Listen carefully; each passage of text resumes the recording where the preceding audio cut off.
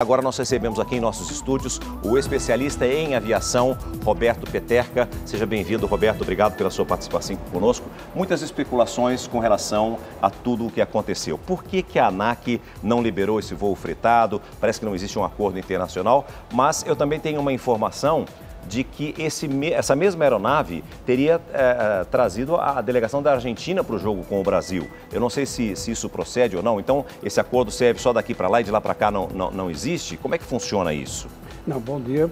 Eu sou leigo, desculpe essas informações, sou completamente leigo com relação a isso. Lamento a situação e me solidarizo com a família chapecoense. Existem normas, acordos internacionais e que no mundo todo é assim. Um país que permite que venha um voo de um outro país para cá, esse país permite que daqui nós façamos também. E segundo me parece, a Bolívia não tem esse tipo de acordo com o Brasil. Se houve esse voo da Argentina para cá com esse avião, eu não sei te explicar o que pode ter acontecido. Agora, existem os acordos internacionais, existe uma certa proteção do mercado, da aviação em geral, e baseado nisso é que eu sei que a ANAC proibiu esse avião de fazer esse tipo de voo charter do Brasil para a Colômbia, porque são dois países que têm os acordos e deveria ser ou colombiano ou brasileiro o avião. Agora, momentos antes de nós entrarmos aqui no ar, eu ouvi pela rádio colombiana, a Rádio Caracol, de que ao mesmo tempo dois aviões estariam com problemas emergenciais e precisariam do pouso de emergência. E que a torre deu prioridade para uma aeronave colombiana fazer o pouso e por isso a aeronave que estava com os jogadores da Chapecoense teve que ficar circulando, queimando combustível e não houve o tempo suficiente para que ela pousasse. Isso realmente existe? É possível que tenha acontecido? É possível que tenha acontecido sim, porque vai depender da emergência de cada um também. Da emergência de cada um. Pode ser que, se aconteceu isso, que o outro estava numa emergência com maior gravidade do que estava transportando a Chapecoense. Bom, evidentemente que as investigações só serão concluídas, e principalmente em todos os acidentes aéreos, depois que se encontra a caixa preta. Isso deve demorar um pouco mais de tempo, não é?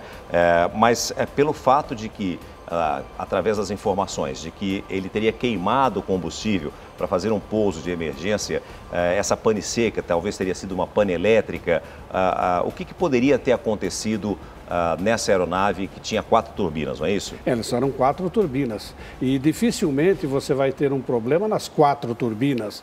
Dificilmente acaba combustível das 4 turbinas ao mesmo tempo, porque cada turbina, cada motor consome uma certa quantidade e nem todos eles consomem o mesmo, têm o mesmo consumo igual, esse consumo. Então, essa pane elétrica não quer dizer grande coisa também, porque inclusive ele ficou circulando. Sim. Porque todo o avião, ele tem não um sistema, ele tem vários sistemas e sistemas duplicado e triplicado. Os que afetam a segurança de voo, os que afetam a condução do avião, ele tem no mínimo duplicado.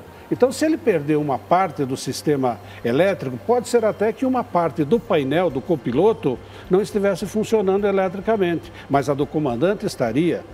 Ele iria perder luz de leitura, certo? Mas os instrumentos estariam funcionando. Tá? O comandamento do trem de pouso, se for elétrico, também estaria funcionando. Então, não é exatamente uma simples pane elétrica que pode explicar. O que nós temos na aviação mundial é que 46% dos acidentes que acontecem na aproximação e pouso são os considerados colisão com o solo, com o obstáculo, com a água, quando os tripulantes estão no comando do avião. Ele se distrai por alguma coisa. Acaba sendo tudo falha humana, porque é o ser humano que constrói o avião, é o ser humano que... Entendeu? Então, pode ser que uma emergência da pane elétrica tenha desviado a atenção. E nós estamos falando de um aeroporto de difícil aproximação, no meio de morros, com o tempo fechado, com chuva, muito grande também, altitude, há uma grande altitude. Então, tudo isso tem que ser levado em consideração. O fato também de que, segundo as informações, de que os próprios helicópteros, alguns não conseguiram chegar ao local em virtude da visibilidade, do tempo ruim, tudo isso pode ter contribuído também para a causa do acidente, não é isso? Pode. Agora, o tempo ele é muito dinâmico, certo? Então não se sabe exatamente a condição da aproximação desse avião. Quando os helicópteros foram, ele já estava bem pior, não se sabe dizer se era pior ou melhor até, mas mesmo assim os helicópteros não puderam chegar. Algumas manchetes chegaram a estampar. O avião tinha 17 anos de uso. Isso não significa nada? O que mais importante é a idade da aeronave ou a manutenção da aeronave? A manutenção, a conservação dele, porque diferente do que a gente costuma fazer com outras coisas, o avião passa periodicamente por manutenções progressivas, preventivas, onde você vai substituindo as peças. Então você tem sempre um avião em condições de voo, condições seguras de voo. E essa substituição das peças é feita justamente por tempo ou por hora de voo? Tem vários, por tempo, por hora de voo. Todo o avião ele é controlado calendaricamente ou por tempo de voo ou por uso. Por exemplo, o pneu é pela quantidade de pouso, né? A longarina é pela quantidade de vida dela, pelo tempo calendárico. Você faz raio-x, faz uma série de coisas para constatar que ela está em condição de não oferecer insegurança aos passageiros ou pessoas e bens do solo. Relatos dos socorristas que chegaram ao local, eles dizem que o avião se partiu em 3 partes. O fato de nós termos sobreviventes é um verdadeiro milagre? Não. Não é não. O avião ele foi feito para, dependendo de como ele bate, você destrói o avião. Mas se ele bateu numa condição que ele foi planejado para isso, embora não estivesse com trem de pouso, foi planejado para o pouso, onde os esforços são naquela direção, ele se conserva. O Neto, que é o zagueiro, ele é um jogador de estatura alta, ele é grande. E segundo as informações que nós temos, normalmente ele gosta e prefere sentar no fundo da aeronave. Talvez por isso ele tenha sobrevivido?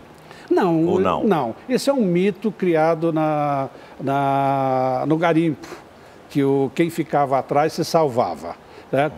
Existe chance, mas a chance é igual. Para que a gente tenha uma noção do que pode ter ocorrido dentro da aeronave, muito provavelmente os passageiros e tripulantes eles foram avisados de que a aeronave estaria com problemas e que eles fariam um pouso forçado e tudo mais, ou não? Eu acredito que não naquele momento. Dependendo da situação da emergência, a partir daquele momento a tripulação estaria preparando para um pouso de emergência realmente. Porque ele caiu, ainda estava voando, né? Ele bateu quando estava voando ainda. Então seria a partir daquele momento que os comissários estariam preparando os passageiros para uma posição de defesa, uma posição curvada, uma posição de impacto.